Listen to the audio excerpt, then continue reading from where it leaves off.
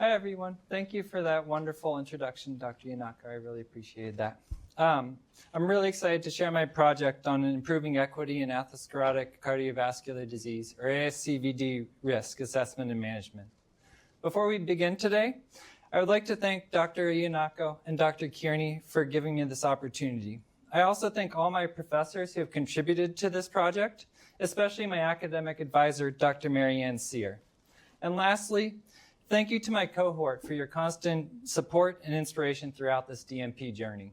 I hope that I have given more than I have taken. So let's begin. MH, a 52-year-old female, presented to the clinic for a cholesterol check. In primary care, we conduct these visits to reduce our patients' chances of having an ASCVD event in the next 10 years. But challenges exist in our current assessment and management model. The 2014 American Heart Association's pooled cohort equation is the standard of care for risk calculation. This model incorporates diabetes, blood pressure, tobacco, and cholesterol levels in addition to a black-white racial modifier, even though it lacks validation in other racial groups. The slide's infograph outlines the Life Essential 8. Manning these 8 categories could prevent 2 million ASCVD events per year. Primary prevention aims to stop diseases from occurring through lifestyle and education. But when a patient's risk exceeds 7.5%, guidelines recommend starting statin therapy for secondary prevention to lower LDL cholesterol before symptoms manifest. However, medications can have side effects, and evidence shows that focusing on statins minimizes managing other comorbidities. When I reviewed MH's chart, her lipid panels, her LDL was low at 55 milligrams per deciliter, but her ASCVD risk ranged from 5.5% to 13%, depending on the race I selected. Her diabetes was well controlled, but she had morbid obesity and uncontrolled hypertension. This led me to ask, does the use of a racial modifier in ASCVD risk algorithm improve health equity in its management?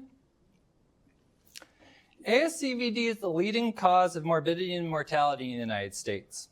While cholesterol levels are considered consistent across racial groups, hypertension, diabetes, and obesity have increased significantly among Black and Latinx patients compared to the white populations. A 2024 report from the National Academy of Sciences scrutinized biologic determinism as the cause of these differences. But race does matter. Researchers have identified systemic causes of inequity. African American and Latinx individuals are more likely to live in higher density, socially disadvantaged neighborhoods. While race is static variable, the social drivers of health Z codes shown here represent modifiable risk factors. Yet providers document these in fewer than 2% of encounters, and when documented, the majority are for white patients. There is an opportunity to more holistically assess ASCVD risk and guide management strategies to support better ASCVD outcomes for all people. My literature review revealed 4 key themes. First, race is not a valid descriptor of risk. For example, the cholesterol carrier lipoprotein A was once considered a genetic marker for higher ASCVD risk in Black patients. But recent research supports the increased risk is only in combination with systemic inflammation. Second, the LIFE-CVD equation offers a valid alternative for ASCVD risk assessment. The LIFE-CVD was more predictive of ASCVD events than the pooled cohort equation in diverse populations. Authors excluded race as a variable and raised intermediate risk to 10%. At 10%, experts found greater equity and improved patient adherence in statin prescribing. Third, a patient's lived environment contributes to systemic inflammation. Studies demonstrate access to healthcare, language barriers, and social isolation as independent ASCVD risk factors. Furthermore, social drivers of health are predictive of not meeting benchmarks of the Life Essential 8 metrics.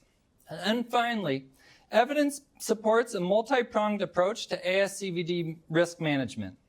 Improved community access to food employment, and educational resources improved blood pressure and obesity. Secondary prevention of obesity and smoking reduced risk by 5% and improved sleep, as well as reduced risk markers of systemic inflammation.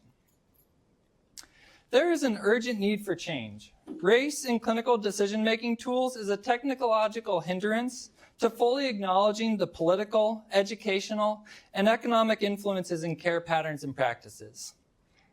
The ASCVD Risk Assessment and Management Protocol, or ASCVD RAMP, promotes race-conscious, holistic assessment and interdisciplinary management of risk. Here are the DMP3 aims. I define equity in this project as a holistic strategy that ensures people receive the right resources based on their specific needs. In determining equitable outcomes for this project, I compared low, intermediate, and high risk categories between the pooled cohort and LifeCVD algorithm at 7.5% and 10% thresholds to quantify changes in primary versus secondary prevention recommendations. I assessed documentation of social drivers of health in 3 months before and during implementation to evaluate recommendations for community health referrals and to supplement clinical care. And finally, I administered a pre- and post questionnaire to providers to compare changes in opinions on risk, race, calculation, and equity in care. I evaluated ASCVD RAMP usability post-implementation and coded comments for themes. Implementation occurred at a federally qualified health center in Colorado, where 75% of the patients are Spanish-speaking only. A common complaint in ASCVD management at our clinic was time-consuming and inappropriate tasking. ASCVD RAMP improved communication by standardizing tasking. Medical assistants compiled Life Essential 8 data, and case managers screened for social risk using the Prepare screening questionnaire to generate Z codes. After visits, providers prioritized the 3 Life Essential 8 categories based on LifeCVD risk. Case managers intervened with the community resources that linked to educational videos for low-risk patients. Nurses used a set of Life Essential 8 nursing diagnoses to intervene for intermediate risk patients, and a provider visit was scheduled for high-risk patients or those starting secondary prevention to coordinate the prescribing of medication. Additional protocols guided dietitians, behavioral health, and clinical pharmacists for follow-up. Implementation was supported through PowerPoint presentations, written materials, test cases, and videos during role-specific staff meetings. An all-staff lunch and learn described Life Essential 8 domains as social drivers of health to increase awareness of racial disparities within the service area. The week training started, Medicaid changes cut $5 million from the organizational budget. The organization furloughed staff for a week. Within 3 days, 54 employees, including clinical pharmacy and dietitian teams, were laid off. By the time implementation was set to begin, the entire medical assistant and behavioral health teams had also resigned, and the steering committee, including the medical director, assistant medical director, nursing director, had also resigned. Morale was despondent.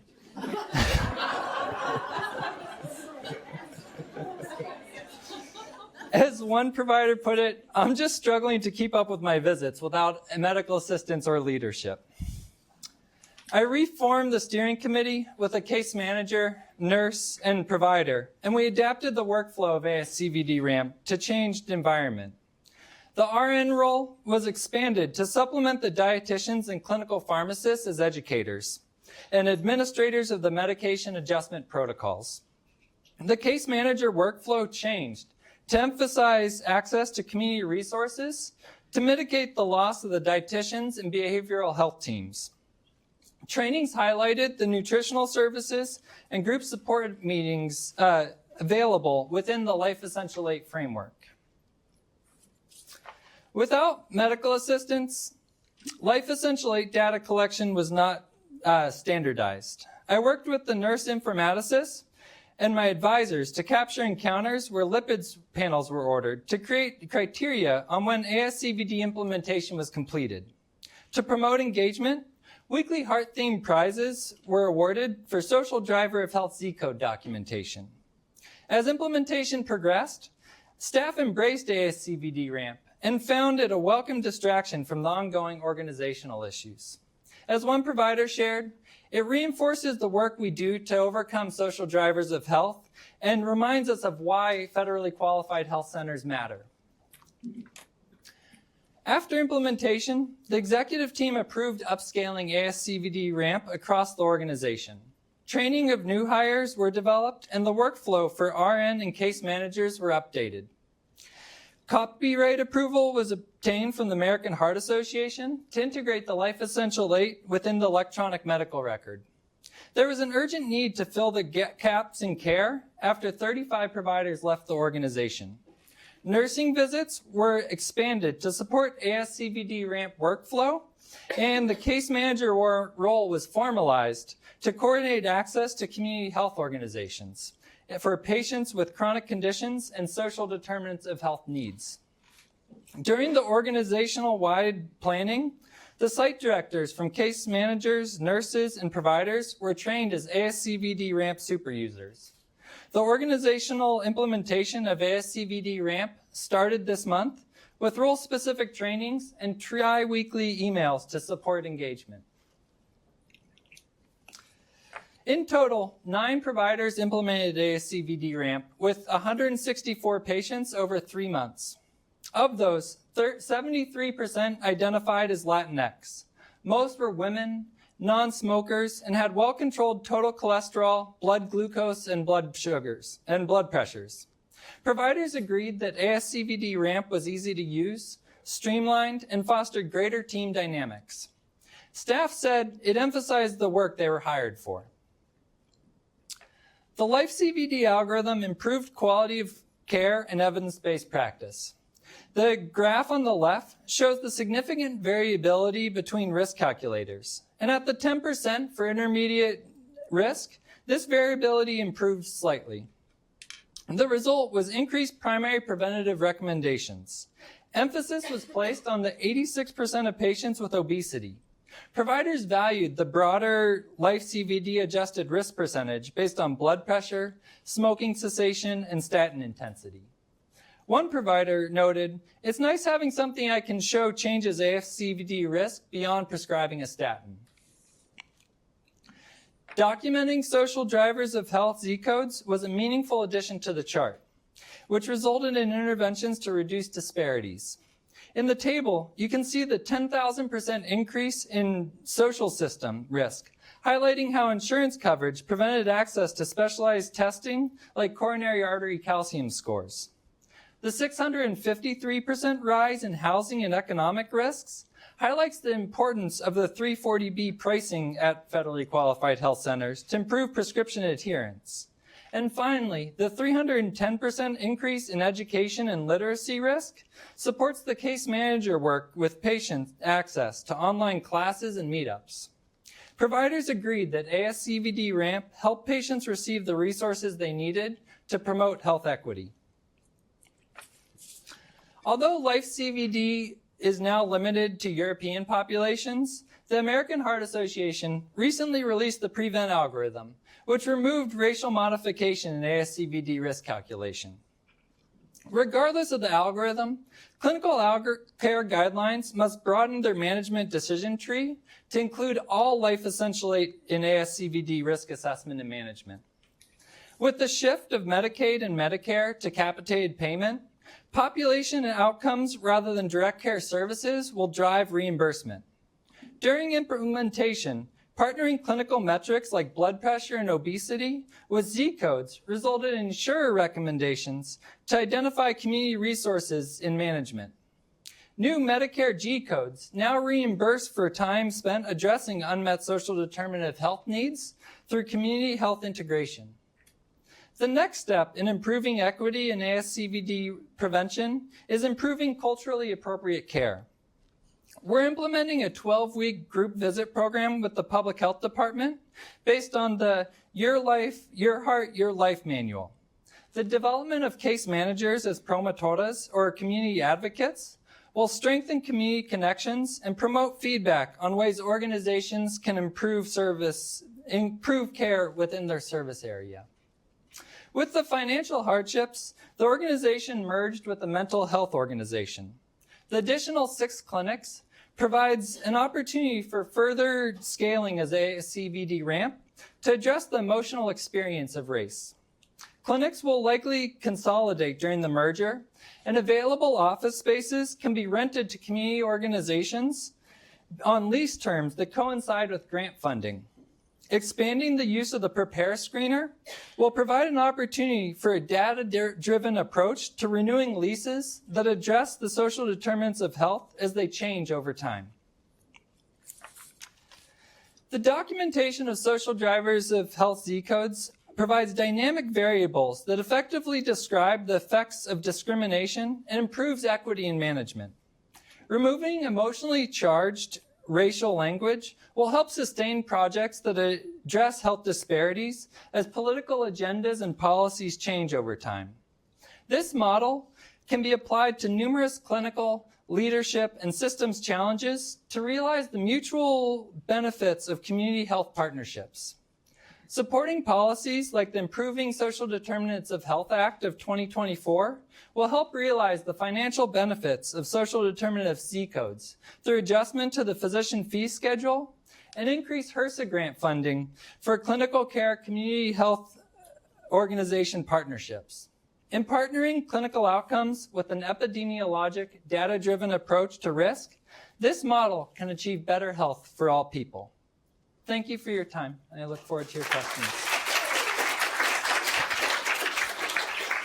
Thank you so much, Jordan, for a really excellent presentation. And I just want to say, having seen all of the work that nurses are doing across this Scholars Day, this really sort of brings it right back home to that practice environment that is so important and shows the policy implication that we should all be active and advocating for to improve health. So thank you so much. We do have time to take some questions. So,